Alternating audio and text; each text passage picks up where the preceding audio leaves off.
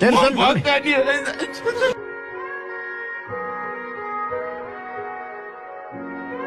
यो बुढेसकाल लाएर परान जाने बेलासँग हिड्किसो रौन्जेलसम्म पनि यी छोराछोरीको माया लागिरहनुको कारण चाहिँ के हो दाजु? अब बामा भनेको नि गौडे यो घाम जस्तै हो क्या। अब आफू जलेर भए पनि न्यानो ताप उज्यालो दिइरहन्छन्। आफू त्यो छिटिज पारी त्यो डुब्नै लागेको पनि थाहा पाउँदैनन्। बस उनीहरूलाई यति थाहा हुन्छ उज्यालो चाहिँ छरिरहनु पर्छ, खुसी चाहिँ बनाइरहनु पर्छ भनेर।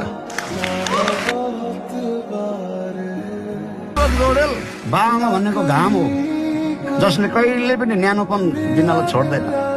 हुन पनि होला दाजु, मलाई पनि छोराछोरीसँग त्यस्तो गुनासो छैन क्या। अब आफैले जन्माइयो, आफैले हुर्काइयो, आफैले उड्न सिकाइयो, अहिले स्वतन्त्र भएर उड्दैछन्। कुनै बेला उनीहरूका गुणमा हामी अटिएन होला, कुनै बेला हाम्रो गुण उनीहरूका लागि छोडिदिनु पर्छ होला।